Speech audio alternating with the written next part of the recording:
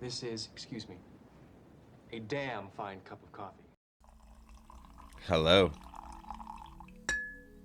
and welcome in to Monsters After Midnight.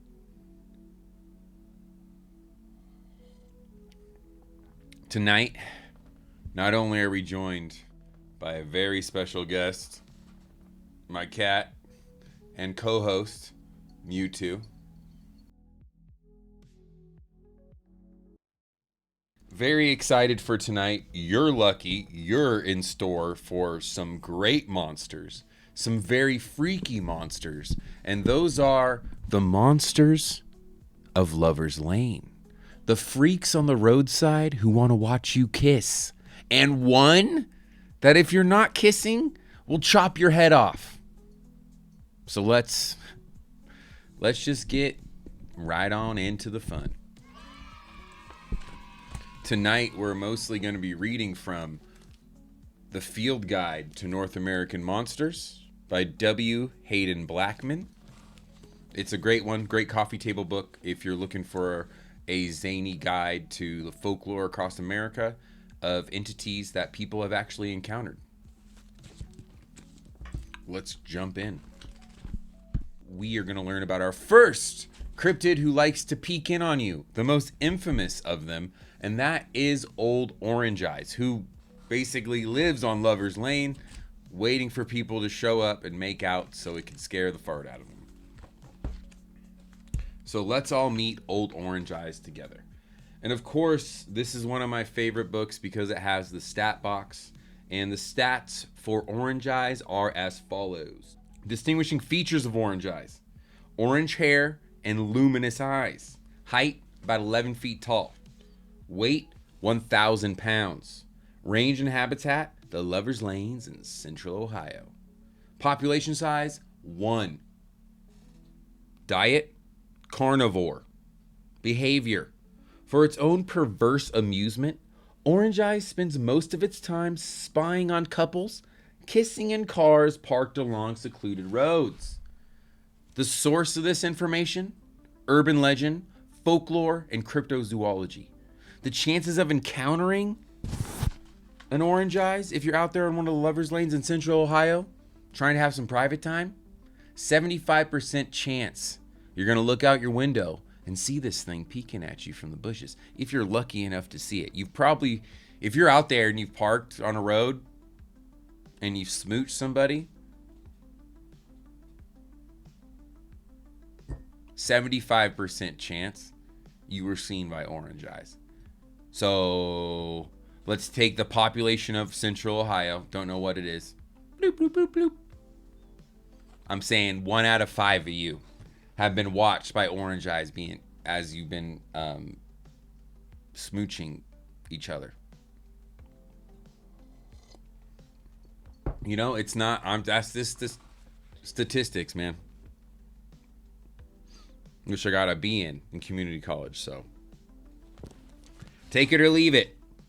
But Orange Eyes, let's dig in.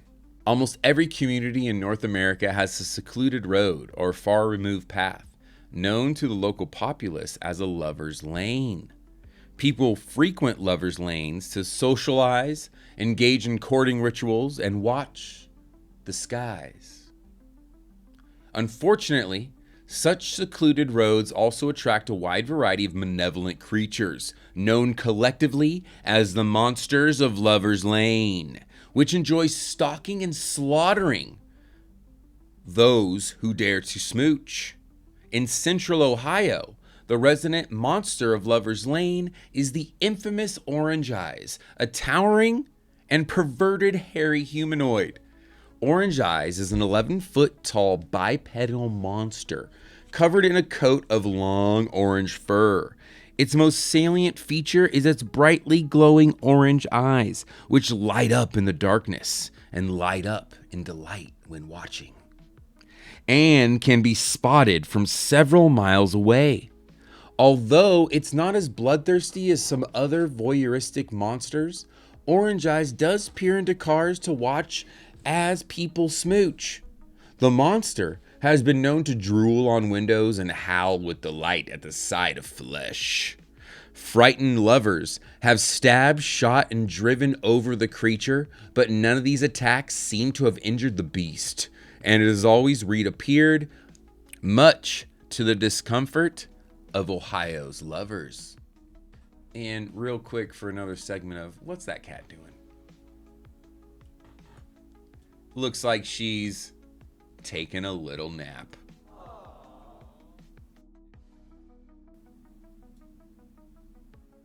Let's take a bite out of the first encounter of old Orange Eyes. March 28th, 1959. 3 teenagers observed a huge, hairy monster rise from the ground fog at Charles Mill Reservoir near Mansfield in 1963. That's Mansfield, Ohio. The creature appeared in Mansfield, where it was witnessed by several people. An organized search party could find no sign of the beast, which was described as a massive hairy monster with ominously glowing eyes. Although researchers are unsure where Orange Eyes lives, a tunnel in the Cleveland's Riverside Cemetery may have been the abode of this monstrous hairy humanoid for over 25 years. According to a host of sightings that placed the beast in the cemetery's vicinity between the 1940s and the 1960s. When highway construction destroyed the tunnel in the late 60s, Orange Eyes reportedly relocated to a stretch of forest directly behind the Cleveland Zoo. There, Orange Eyes might have lived in peace if not for a group of children who invaded the creature's habitat on the night of April 22nd, 1968. The night of the Orange Eyes sadness. Remember that, April 22nd. It's coming up. I mean, it already passed. So next time it comes up, I mean, it's coming up as in like a year. It will be April 22nd again. So, or less than a year now. The children spotted the monster and began to chase it, at which point the creature knocked one of its pursuers to the ground and viciously scratched another. In response to this attack, a horde of teenagers armed with flashlights, baseball bats, and ropes poured into the forest to capture and kill the monster. That must have been a fun night. They found no sign of the hairy humanoid, but did discover a scorched white sheet and a pile of chicken feathers. The hairy giant never reappeared in that area again. That's right. However, Orange Eyes may have manifested itself as recently as June 1991, when a hairy humanoid charged past 2 people fishing near Willis Creek, terrifying the pair before it vanished. As with any monster that haunts a lover's lane, the best way to spy Orange Eyes is to park alongside a remote, rarely trafficked roadside, preferably in an area with dense concealing foliage. Ruggles Road near Blue Bridge is a likely site. Don't do it. Don't go to Ruggles Road near Blue Bridge, wherever the fuck that is. Don't do it. Orange Eyes is going to peek on you. There's a 75% chance. You want to take that? I wouldn't. Be aware that while a real Orange Eyes does exist, several pranksters, original pranksters, disturbed individuals have capitalized on the Orange Eyes legend. The most notable copycat is a hermit who is said to have manufactured Orange Eyes' trademark feature by nailing 2 round orange bike reflectors to a stick. That is such a fucking Scooby-Doo episode of a way to keep people off your property. That's great though. I mean, dressing up as a monster, or just like making people think there's a monster, that's fun. Teenagers have likewise used Christmas tree lights, flashlights, and torches to frighten one another. Upon sighting a pair of quote-unquote Orange Eyes, immediately verify that the glowing orbs belong to 11-foot hairy monster, rather than a creepy recluse or a group of rowdy teens. So when you shine your flashlight, you make sure you say, "Who doth these eyes belong to?" And by law, the entity needs to respond. And then you'll have your answer. Orange Eyes has yet to prove a direct threat to humans, but the creature's sudden appearance and tendency to peer into steamed windows can cause intense fear, lasting nightmares, and possibly heart attacks or other physical maladies. If bothered, The giant could easily kill even the largest, most robust monsterologist. Researchers are advised to proceed with caution until Orange Eye's motives and general demeanor can be ascertained. There you have it. All right? Be cautious. This isn't like the author often encourages contact with the beasts and the cryptids. Not with Orange Eyes. We don't know about him. A little freaky. So that's Orange Eyes. Our introduction to the beasts and creatures and monsters of Lover's Lane. Next up, we have the Dover Demon. Now, Dover Demon's a little different from Orange Eyes. He's not really peeking in. He's just kind of minding his own business when young people spot him, and then the chase is on. So this is the Dover Demon. First, we're going to start with the stat box. Distinguishing features of the demon: peach-colored skin, luminescent orange or green eyes, long fingers and toes, and a huge head. Height, about 4 feet. Weight, unknown. No one's been able to get their arms around one. Range and habitat, Dover, Massachusetts. Population size, unknown. Diet, unknown. Behavior: the Dover Demon wanders back roads late at night on unknown errands. It is easily startled and quickly darts away from approaching humans. The source of this information is ufology, cryptozoology, and Fortean studies. Fortean studies are the studies of the unknown. So it's like the studies of the really, really freaky unknown. It's based on this dude, Charles Fort, great hero of the unknown. He had a magazine or something like that, but he's a cool dude. Look him up or don't. But you should. Few cases in the history of cryptozoology have received as much attention as the peculiar Dover Demon affair, which began on the night of April 21st, 1977, when 17-year-old Bill Bartlett caught a bizarre-looking creature in his car's headlights while traveling on a darkened road in Dover, Massachusetts. Bartlett and the subsequent witnesses described the monster as a lithe, tiny creature with the head that vaguely resembled a watermelon, sitting atop a thin neck that lacks ears, a mouth, or a nose, and its enormous eyes alternately glow orange and green. Largely hairless, it is covered in a rough peach-colored skin. Its toes and fingers are long and nimble, and it frequently travels on all fours, using its enormous hands and feet to help it navigate the most rocky terrain. During the initial sighting, the monster stood in Bartlett's headlights for a moment, then disappeared into the shadows at the side of the road. Bartlett immediately sped past the scene, and two friends in the car, neither of whom had seen the monster, noted that Bartlett was visibly shaken. After he confessed the sighting, they encouraged him to return to the scene, but they found no sign of the monster.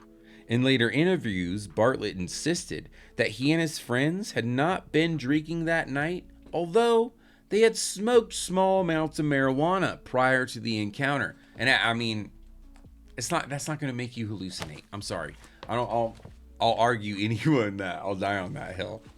A small amount of that ain't going to make you hallucinate. That's just not how it goes. That's just not how it goes. You want to see a little peach-colored man?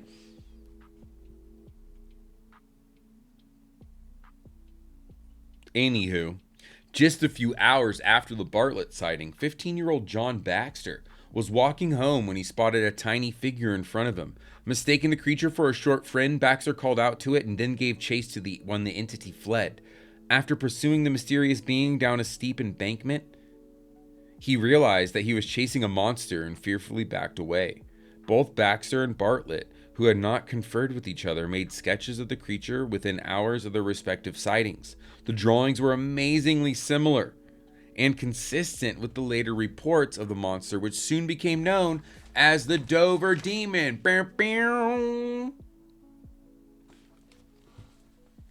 There he is. looking at you with orange and green eyes.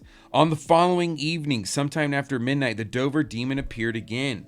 On this occasion, there were two witnesses, Will Tainer, 18-year-old, with his girlfriend, Abby Barbin. Will, who had heard of Bartlett's encounter with the demon earlier in the day, was driving toward Abby's home when the pair noticed a small figure crouched on all fours near the road. Both witnesses were certain it was not a naturally occurring animal such as a cat or a raccoon. Terrified, the couple sped to Abby's home, where they told her parents and the authorities about the encounter. Soon after the teens came forward, investigators visited Dover in search of answers. Unfortunately, the Dover demon failed to reappear, for researchers scouring the area and monsterologists have been left struggling with numerous questions about the beast. Most important, investigators have been unable to determine the Dover demon's origins. Ufologists inserted that the case still contended that the Dover demon is an extraterrestrial, perhaps stranded on Earth or deposited on the planet to investigate human culture. Interesting way to investigate human culture, is being frozen on a rock. But, I mean, could be. Could be. Except for the monster's alien appearance. However, there is little evidence to support the theory. Yeah, I wonder, were there any UFO sightings in Dover during that time? Dollars to donuts, I bet you there were UFO sightings in Dover at that time. You're not going to have a creature running by without lights in the sky, or lights in the sky without a creature running by. That just doesn't happen. Come on, folks. Most recently, the Dover demon has been linked to creatures known to Native Americans as the May-Wagashi, a race of diminutive humanoids dwelling in the Great Lakes. But while the May-Wagashi do have large heads, they generally are described as hairy and foul-smelling, traits the Dover demon does not share. So what is this creature? While even the most experienced monsterologists are uncertain, it is most likely the Dover demon is a member of an unidentified species that occurs naturally within the vast wilderness of the enchanted backwoods of North America. And me and this dude do diverge, I will say. He is very terrestrial. He's like, none of these creatures are alien. They're all from this plane of existence. They're all just, some undiscovered creature, which I'm more of an interdimensional traveler type of guy. So we do diverge there. If the Dover demon allegedly, whatever is out there, I would see he's allegedly an interdimensional traveler, allegedly.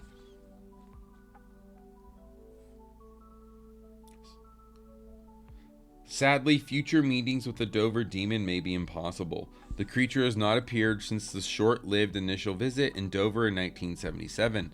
Still, the monster has become a very real part of monsterology, cryptozoology, and ufology, and should not be forgotten. Its sudden appearance, coupled with its equally mysterious disappearance, raises far too many questions. In contrast to many other localized monsters, it may not be wise to begin a search for the Dover demon in Dover, Massachusetts. If the monster was a visitor to the area by accident or design, it has moved on, and a trip to Dover would be a waste of time and resources. It's like he's trying to... Why is this guy trying to keep us from Dover? What do you know? What do you know, Walden? Is that your name? It just says W. I don't know. What do you know, Hayden? But anywho, the Dover demon has yet to prove dangerous, but should be approached cautiously, of course, if only to prevent frightening the creature. Though it usually darts away at first sign of human life, the Dover demon should not be cornered or captured. While it has not shown any quote-unquote demonic behavior thus far, the names we apply to monsters often prove prophetic. For all we know, the entity could have demonic powers, which we are unaware of, including the ability to shoot flames from its mouth. Well, that's something reportedly that the Jersey Devil could do. We don't know if a Dover demon can do that. Let's not get too excited. But that is the Dover demon. You're probably not going to ever encounter one. It's a 1 Jersey Devil out of 5. So...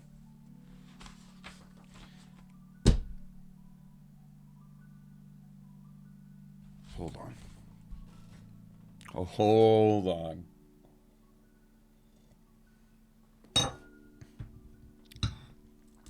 And that is the Dover demon. Our second monster of Lover's Lane. A more rare one. Only seen in the 70s. by some teenagers and young folks traveling home. It was scared and it ran away. Now we had a peeker and we had a sneaker. Next up, it gets a little more terrifying. We're going to meet a werewolf who likes to watch. Now I know when you're like, come on, man. You're like, you read about this fucking orange eyes. That's probably just a crazy guy with a stick with reflectors on it. Then you read about some Dover demon that scientists say looks a lot like a baby elk, apparently, allegedly. Now you're telling me werewolves are out there? And I'm absolutely telling you werewolves are out there. We're going to travel to Wisconsin. We had a spat of werewolf peekers, watchers, voyeurs. Watching you smooch. Watching you live your life. Why? Are they studying? But we'll get there. We're going to start with the stats.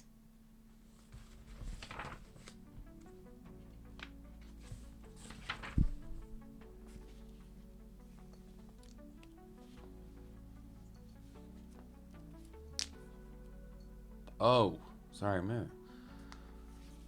Head needs to breathe a little bit here. Okay, starting with the stats here. Distinguishing features of werewolves: black fur, glowing red eyes, and huge teeth. Height, about 5 to 7 feet. Weight, 110 pounds to 300 pounds. Range and habitat, any wilderness in North America, especially those on the edge of civilization. Shit, that's like where I live. Population size, less than 500.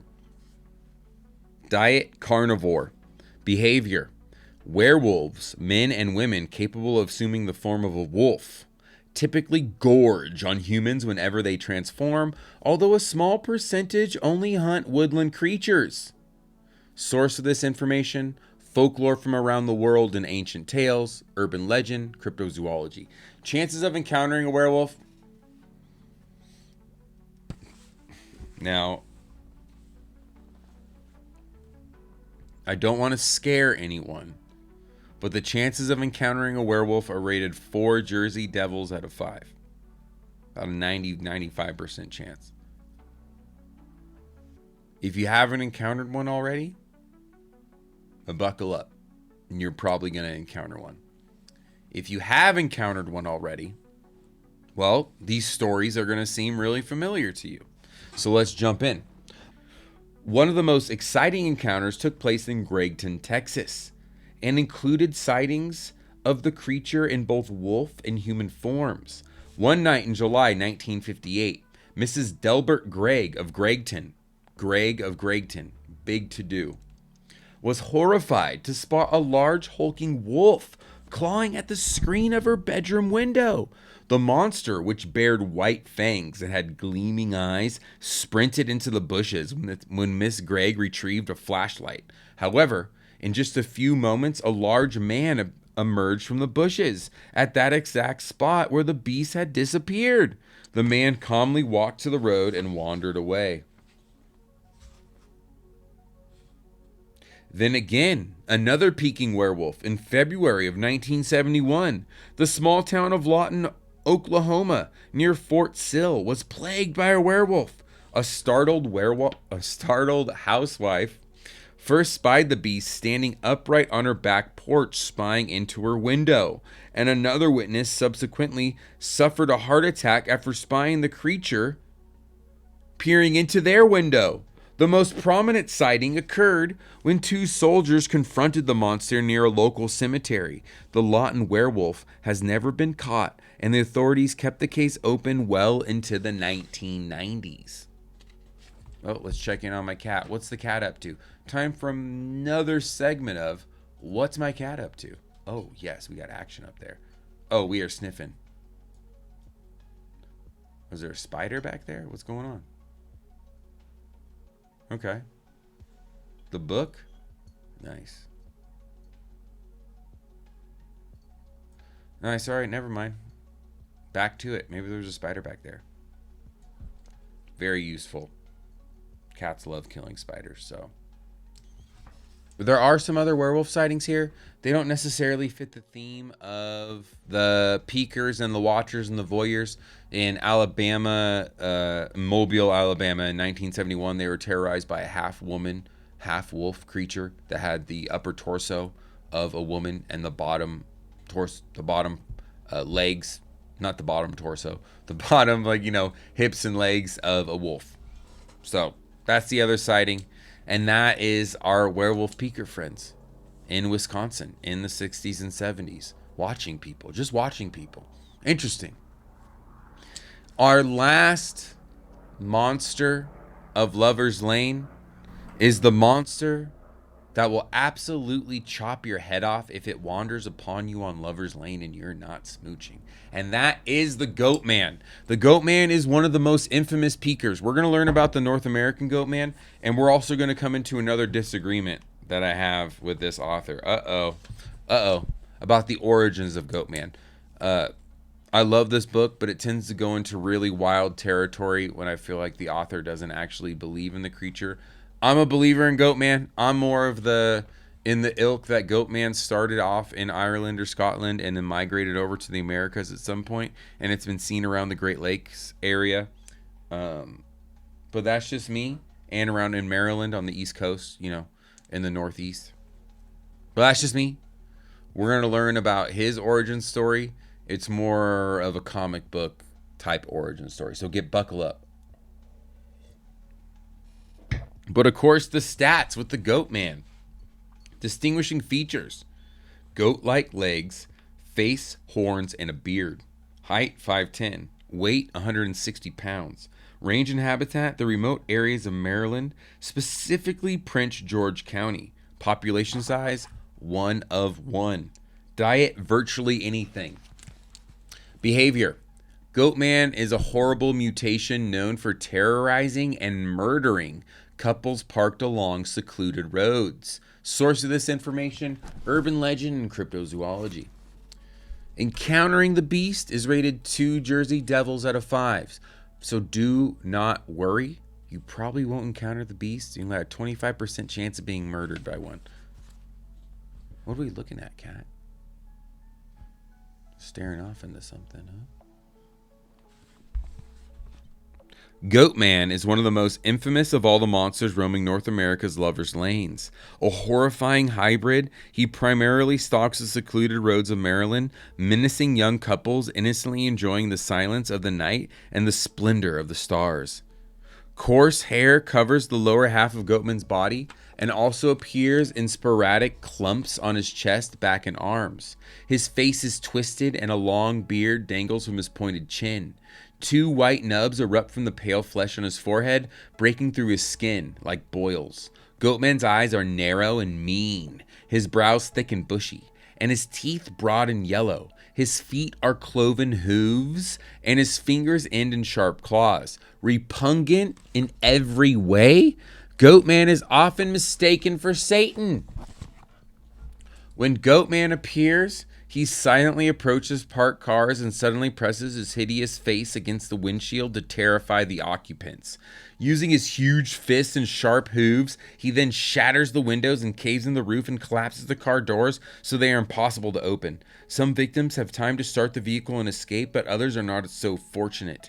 Well, where's an actual victim? Goatman carries a large axe, which he frequently uses to slash cars' tires or batter through the hood and destroy the engine. Victims thus stranded are ripped from the vehicle, carried into the woods, and slaughtered. When he is not hunting humans, Goatman spends his days sleeping, traveling, or foraging for food. That sounds nice. Simple life of a Goatman. Like a normal goat, Goatman's diet consists of anything he could find, including grass, leaves, shrubs, flowers, fruits, rubbers, boots, paper products, rodents, birds, human flesh, and a host of other organic, inorganic materials. Goatman is routinely blamed for the disappearance of neighborhood pets and the mutilation of livestock. Many such cryptids are blamed for the same thing, and even the Momo was caught with dog carcasses. Although Goatman's origins are open to dispute, the most common accounts claim that he was once a biologist working for the government in nearby Washington, D.C. This anonymous scientist was researching the means by which human physical capabilities could be augmented through the exploitation of animals. Unfortunately, something went terribly wrong during an experiment involving a goat. After the smoke cleared, the biologist found himself transformed into a half-human, half-goat monstrosity. Infuriated by this failure, ashamed of his appearance, and driven mad by his plight, Goatman began to loathe humanity, especially the young and the beautiful. Thus motivated, the outcast embarked on his career of tormenting those on Lover's Lane. Goatman hates your love.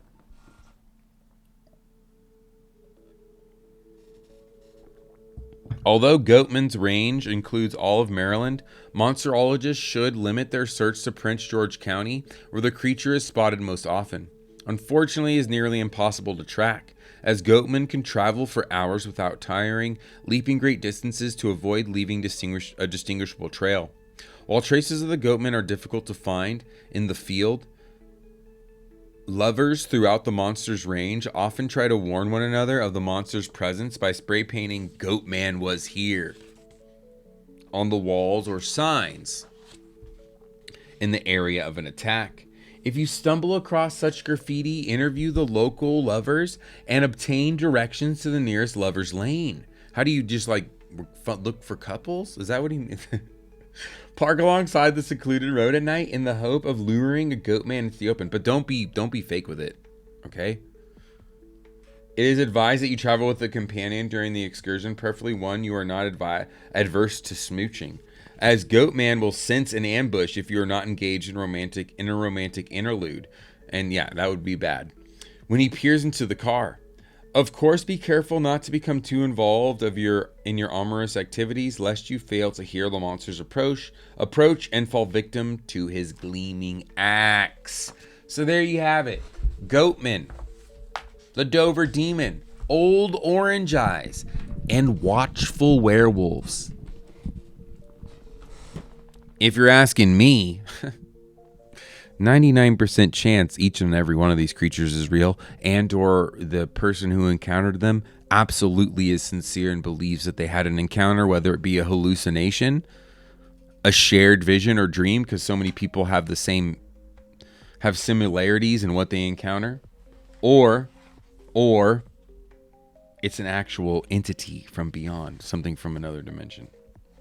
Me, I'm 99% on believing those who have these type of encounters. As to what they are, I don't know. I like to go with the interdimensional thing, but I don't know jack about fart.